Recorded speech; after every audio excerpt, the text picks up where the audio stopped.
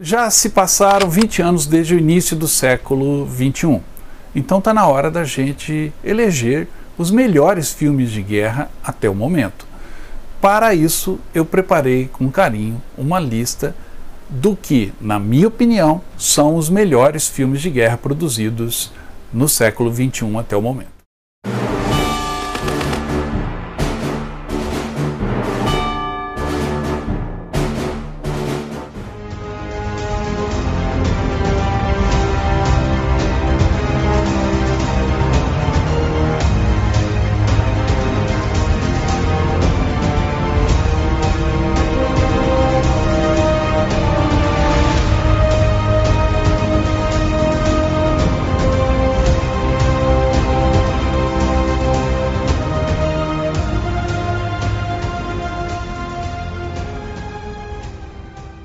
O século XXI iniciou-se sobre a sombra do 11 de setembro.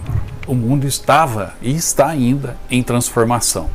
Novos oponentes surgem, a Guerra Fria ficou para trás e isso se refletiu um pouquinho nos filmes de guerra.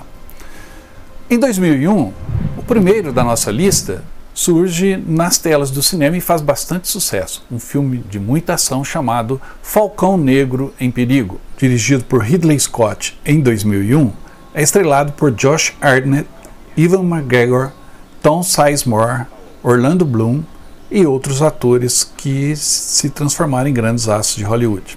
Neste filme eles estavam no início da carreira. O filme aborda fatos reais, tendo como inspiração um livro do mesmo nome, Black Hawk Down, do autor americano Mark Bowden, que descreve os acontecimentos da Batalha de Mogadíscio, na Somália, travada entre 3 e 4 de outubro de 1993. Mogadíscio é a capital da Somália, onde em outubro de 93 os Estados Unidos enviaram um grande contingente de soldados para intervir na Somália, que estava passando por uma guerra civil na época. O plano do exército americano era desestabilizar o governo e poder então levar comida e ajuda humanitária para a população faminta. Em uma das missões, cerca de 100 soldados americanos são enviados para capturar 2 generais somalianos e abreviar o fim dos conflitos. E essa ação deveria durar em torno de 1 hora, passa por complicações quando 2 helicópteros Black Hawk são abatidos com RPGs lançados pelos guerrilheiros somalianos. A partir daí, tem início um grande conflito entre os soldados americanos e o exército local, que resulta em uma batalha de 15 horas e centenas de mortes. O filme é cheio de ação, bem fiel aos acontecimentos e leva você a uma emoção de estar dentro do campo de batalha. Why do you do it, man? They won't understand. It's about the men next to you. Don't let that man crawl! Somebody help that man! That's all it is. No one gets left behind, you know that. Mesmo estando no século XXI, a Segunda Guerra Mundial ainda deixa marcas profundas na história e no interesse do espectador. Com isso, surgiu também em 2001 um filme sobre a Segunda Guerra muito impactante, que fez muito sucesso e um filme muito bem produzido, chamado Círculo de Fogo, dirigido por Jean-Jacques Annaud e estrelado por Jude Law e Ed Harris. O filme conta a história do confronto de 2 franco-atiradores durante a Batalha de Stalingrado, na Segunda Guerra Mundial. Vassily Zaitsev é um jovem atirador russo que, convencido por um companheiro político, torna-se ícone de propaganda russa em plena Segunda Guerra Mundial. A fama de Vassily o torna uma lenda viva para o exército russo e inspira seus soldados, mas também desperta a atenção do exército nazista, que envia o seu melhor atirador de elite com o objetivo de matar aquele que se tornou a esperança de toda a Rússia. O filme é tenso, relata a disputa entre os franco-atiradores em meio a uma grandiosa batalha. Vale a pena.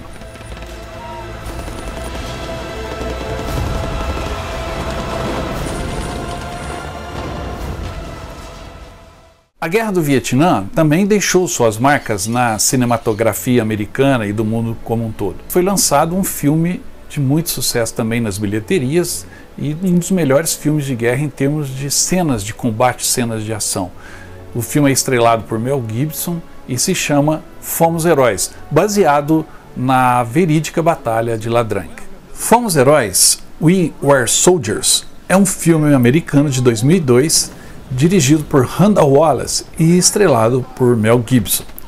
Em plena guerra do Vietnã, o tenente-coronel Hal Moore e mais 400 integrantes do exército dos Estados Unidos são cercados por 2.000 soldados vietnamitas no campo de batalha. A luta que se segue acabaria sendo uma das mais sangrentas da história militar norte-americana, batizando o local de Vale da Morte. O conflito ficaria conhecido como a Batalha de Ladrang. Moore e seus 400 soldados foram cercados, como eu disse, por 2.000 combatentes vietnamitas, proporcionando uma das batalhas mais intensas da história. Ao mesmo tempo, enquanto isso, nos Estados Unidos, as mulheres dos soldados em combate esperam notícias de seus homens, rezando para que o táxi amarelo não pare em frente às suas casas. They won't get through us, sir. You can count on it.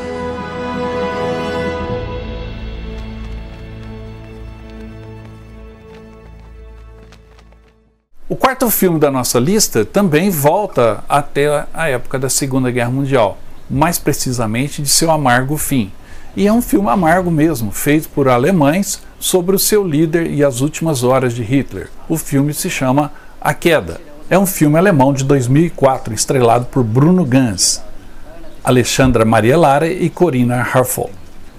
O longa é ambientado durante a Batalha de Berlim, no final da Segunda Guerra Mundial, quando a Alemanha está à beira da derrota, e descreve os últimos dias de Adolf Hitler, interpretado por Ganz, de uma maneira magistral. E o roteiro do filme é baseado em 2 livros que retratam esses últimos dias do Hitler, em especial o livro escrito pela sua ex-secretária, Traudl Jung, que foi um dos mais importantes relatos na feitura deste filme. O filme foi realizado em Munique, em Berlim e em outros locais onde os fatos realmente aconteceram, usando relatos de testemunhas oculares, memórias de sobreviventes e outras fontes históricas durante a produção para reconstruir o visual e a atmosfera do Berlim dos anos 1940. O filme tem um valor histórico por ser tão fiel aos fatos e também é uma aula de cinema em termos de tensão naqueles amargos dias do fim da Alemanha. Morgen schon werden mich Millionen verfluchen. Aber das Schicksal wollte es nicht anders. Em 2006, chega às telas do cinema 2 bons filmes de guerra dirigidos por Clint Eastwood.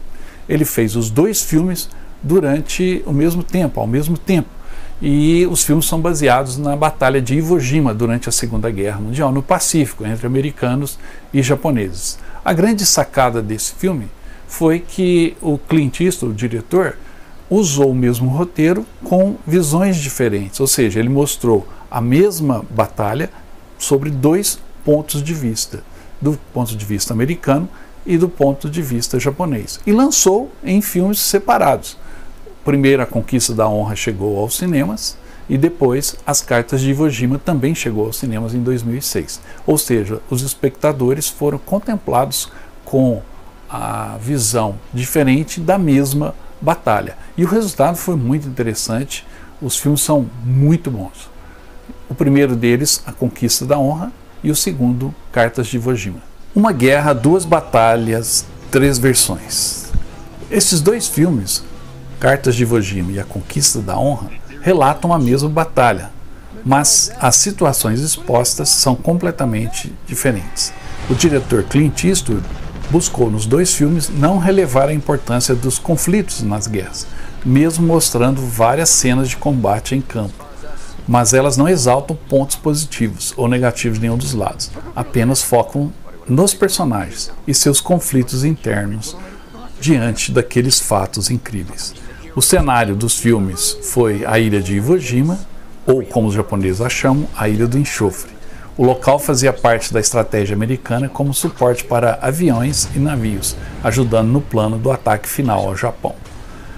O ataque foi violento, a resistência japonesa também foi feroz e uma carnificina resultou, também provocando atos heróicos, como a famosa bandeira americana que foi hasteada no topo do Monte Suribachi, que era o ponto mais alto da ilha e o ponto mais estratégico. A foto tirada desse momento e imortalizada na história se transformou num ícone. Os soldados envolvidos naquela conquista, naquele ato heróico, foram usados depois como garotos propaganda para venderem bônus de guerra e arrecadarem dinheiro para o esforço de guerra americano.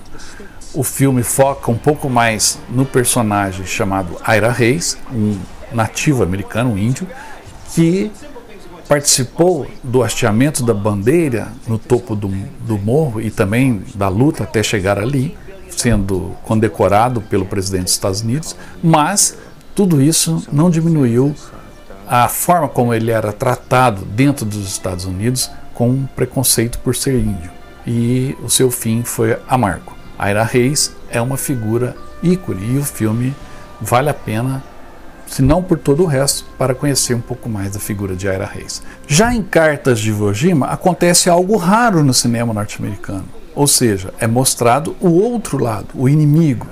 Nesse caso, os japoneses que resistiram tão duramente na tomada da ilha de Iwo Jima.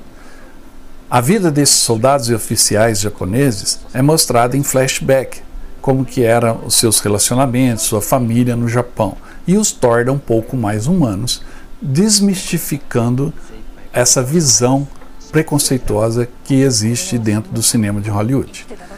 E o combate é mostrado também do lado japonês, e você tem uma dimensão de como foi, ao mesmo tempo, trágica e heróica a resistência dos soldados frente à invasão americana. Realmente, Cartas de Iwo Jima e Conquista da Honra, ao serem assistidos de uma maneira conjunta, nos dão um painel amplo sobre o que foi a guerra no Pacífico e, em especial, a guerra em Iwo Jima.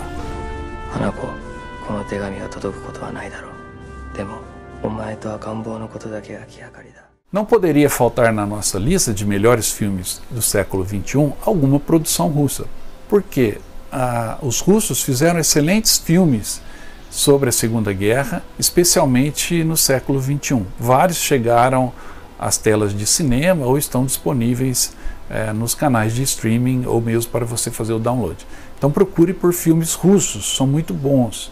Eu selecionei um deles aqui, mas se você quiser saber mais, aqui no meu canal tem um programa chamado 10 filmes de guerra russos, onde eu comento outros 9, além do que eu vou indicar agora, que é o Tigre Branco. O personagem principal, um comandante de tanque que foi ferido quase que mortalmente, com mais de 90% do seu corpo queimado, e é levado para o hospital quase como um morto. No entanto, milagrosamente, ele se recupera e aos poucos a cicatrização é rápida e semanas depois está de pé, como se nada tivesse acontecido. Mas quem causou isso a ele foi um tanque alemão que atua na retaguarda das tropas soviéticas, o tanque Tiger, um dos mais modernos tanques alemães durante a guerra. E esse tanque Tiger, o Tigre, é todo pintado de branco por conta da neve. E esse tanque aparece e desaparece de uma maneira meio fantasmagórica. O filme tem ótimas cenas de combate de blindados e esse personagem que quase que renasce como o exército soviético renasceu durante a guerra, esse personagem ele tem o sexto sentido para enfrentar e destruir esse tigre branco. Então é um duelo, um jogo de gato e rato entre os T-34 russos e o tigre branco que assusta a todos. Ele também nos dá essa dimensão de como foi o ressurgimento do Exército Vermelho durante a Segunda Guerra e como isso causou a derrota alemã.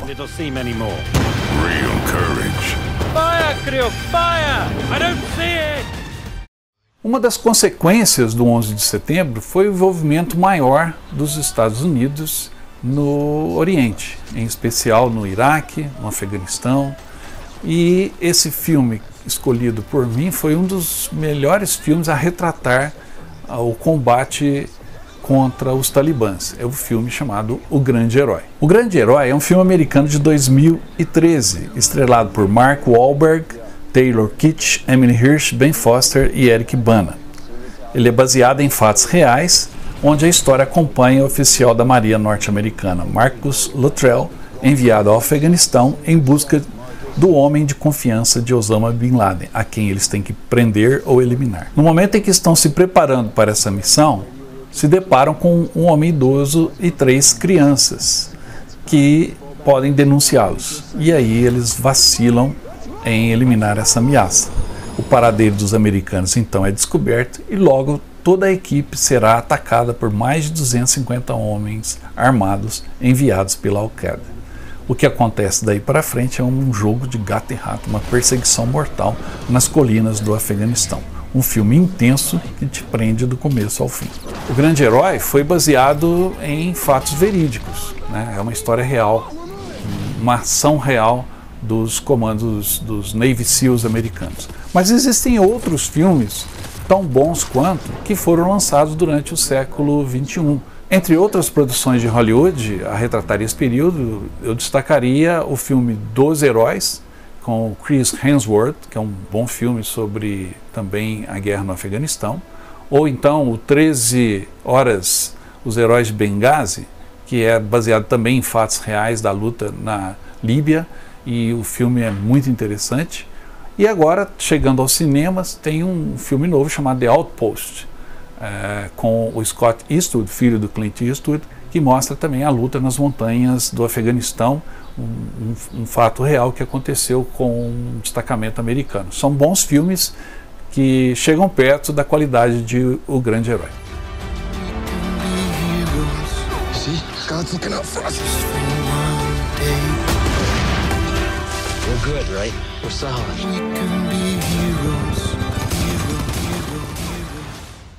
Em 2016, Mel Gibson dirigiu um filme muito bom sobre a Segunda Guerra Mundial, também na Guerra do Pacífico, chamado Até o Último Homem, estrelado pelo Andrew Garfield. Já em 2017 foi a vez do diretor Christopher Nolan chegar às telas com um filme retratando um momento crucial da Segunda Guerra Mundial, chamado Dunkirk. A história se passa na Segunda Guerra Mundial durante a Operação Dínamo, a retirada das praias de Dunkerque das tropas aliadas que estão sendo perseguidas pelos alemães. O objetivo foi salvar cerca de 400 mil soldados de serem cercados e capturados pelas tropas da Alemanha nazistas em Dunkerque, na França. O longa é uma coprodução britânica e norte-americana, e em Dunkirk, a Operação Dínamo, mais conhecida como Evacuação de Dunkerque, os soldados conseguiram ser resgatados durante a batalha. A história acompanha 3 momentos distintos: uma hora de confronto no céu, um dia inteiro em alto mar e também a semana na praia do soldado britânico que tenta escapar a qualquer preço. O filme, por isso mesmo, e também pelas cenas muito bem feitas e sem usar nenhuma computação gráfica, se torna numa obra maior do cinema que merece ser reassistida e valorizada pelos críticos. E também, se você ainda não assistiu, assista sem preconceito. Dunkirk é um verdadeiro filme de guerra. Dunkirk é um filme polêmico. Os amantes dos filmes de guerra torcem o nariz, a princípio, para essa produção. Por quê? O filme é parado. O filme é monótono, eu esperava mais. Mas o filme é grandioso, o filme é espetacular, deixa o seu preconceito de lado. E por que o filme é espetacular? Poxa, eu assisti Dunkirk e não gostei. A guerra e as batalhas são feitas de heróis. E o herói, ele se destaca na multidão. Ou seja, o destino final de uma batalha, quem ganha e quem perde, é traçado pela somatória dos atos heróicos e da coragem dos envolvidos.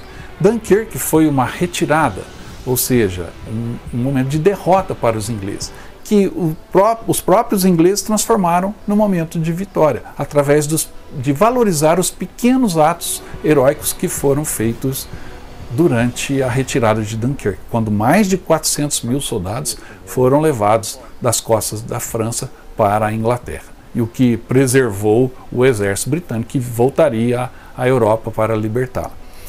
Dunkirk é dividido em 3 pontos, no ar, no mar e na terra. E nos 3 elementos você tem um herói na terra, um soldado que está perdido, completamente confuso, mas que luta para preservar a sua vida e para ajudar os outros. No mar, os famosos donos de pequenas embarcações, iates, barcos, que, atendendo ao chamado do Churchill e do governo britânico, se lançaram às águas do Canal da Mancha, atravessaram para resgatar os soldados, porque não havia navios militares o suficiente para levá-los de volta à Inglaterra, e no ar, onde os famosos poucos, os pilotos britânicos lutaram bravamente contra a Luftwaffe para preservar o máximo possível as tropas que estavam sofrendo no mar. Então o filme é feito por pequenos momentos heróicos e filmado de uma maneira grandiosa. É um filme que não tem efeitos especiais. Então, deixe de lado o preconceito, assista de novo Dunkirk, pesquise um pouquinho sobre a história e você vai se apaixonar por esse filme. É um filme grandioso. E para dar a dimensão dessa grandiosidade do que aconteceu em Dunkirk, eu recomendo que você, antes de assisti-lo novamente, ou após assisti-lo novamente, ou assisti-lo pela primeira vez, assista 2 outros filmes. O Destino de uma Nação, estrelado por Gary Oldman, sobre o Churchill durante os dias em que aconteceu a retirada de Dunkirk. E o outro filme, um filme britânico chamado Their Finest, ou O Seu Melhor. Este filme conta a história de uma produção feita em Londres durante a guerra para apresentar para o público o que foi a retirada de Dunkirk. Ele mostra como que os ingleses conseguiram transformar uma derrota num momento de vitória, um momento de glória, no seu melhor momento, como diria Churchill. Por isso, eu recomendo novamente, assista Dunkirk.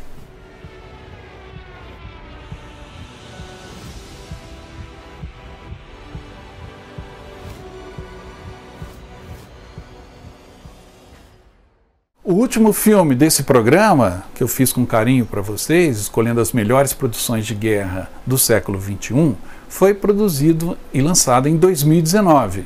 É o filme 1917, um filme, não por acaso, sobre a Primeira Guerra Mundial, já que a Primeira Guerra Mundial acabou em 1918. Então, em 2019, chegou um grande filme sobre a Primeira Guerra Mundial, mais precisamente sobre o ano de 1917. O filme é muito bem feito, dirigido pelo Sam Mendes, e ele fez uma técnica cinematográfica que dá a impressão que o filme é todo feito num plano só, ou seja, liga-se a câmera e vai se filmando a história até a história terminar sem cortar.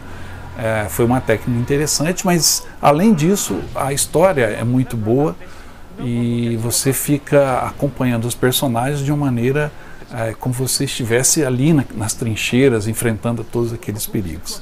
1917 é um filmaço. 1917 é um filme produzido e lançado em 2019, ou seja, celebrando os 100 anos do final da Primeira Guerra Mundial.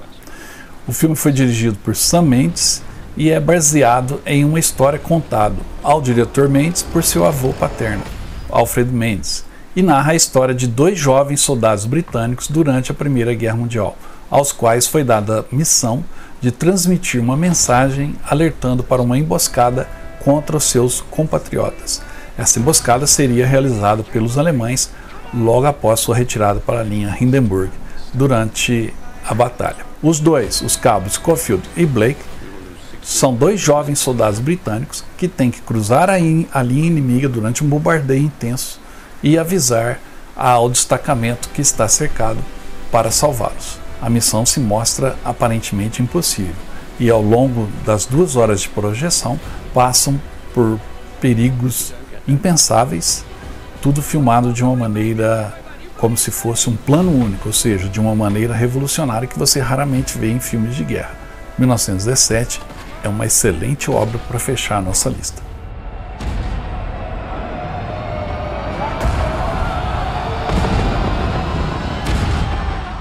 Mas além de 1917, o século XXI também trouxe outras produções cujo foco era a Primeira Guerra Mundial. Acho que até com o avanço da tecnologia de computação gráfica, ficou mais fácil você ambientar um filme naquelas lutas nas trincheiras. Você não precisa mais de tantos extras e de tantos armamentos, reproduções, réplicas de uniformes, etc. Muita coisa é feita em computador.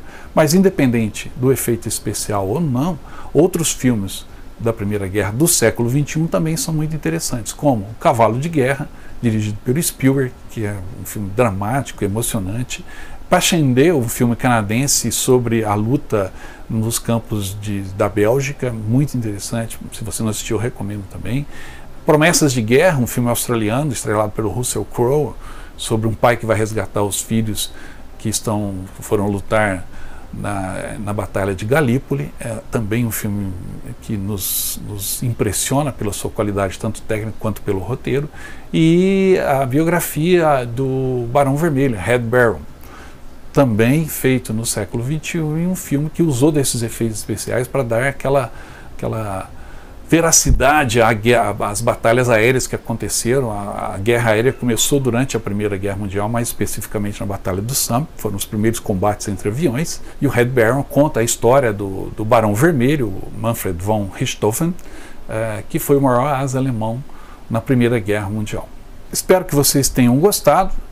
Como toda lista, ela pode ser polêmica, alguns podem concordar com os filmes relacionados, outros podem falar, você esqueceu daquele, deixou aquele de lado, não concordo com esse. Enfim, é uma opinião pessoal minha, né? Baseado no que eu leio, o que eu assisto, o que eu gosto. E o objetivo do programa é exatamente despertar você para essa reflexão, para assistir os filmes, obviamente, ou reassisti-los, e também pensar, será que esses são os melhores filmes de guerra até o momento, em 2021? Fica a pergunta. Manda a resposta aí nos comentários do vídeo, tá? E a gente está aqui sempre aberto a esses comentários para ouvir as sugestões, as indicações que vocês fazem. Lembrem-se, aqui no nosso playlist tem outros programas onde eu falo de 10 filmes de guerra russos, 10 filmes de guerra com temática esportiva, 10 filmes de guerra que me influenciaram, enfim, sempre que eu posso, 10 séries de guerra, sempre que eu posso eu trago algo do cinema ou da televisão para dar uma pitada aqui mais cinematográfica no nosso canal. Tá bom? Espero que vocês tenham gostado. Não se esqueçam de curtir, compartilhar, se inscreva no canal se ainda não está inscrito, e eu espero vocês no próximo programa, tá bom? Até lá, tchau.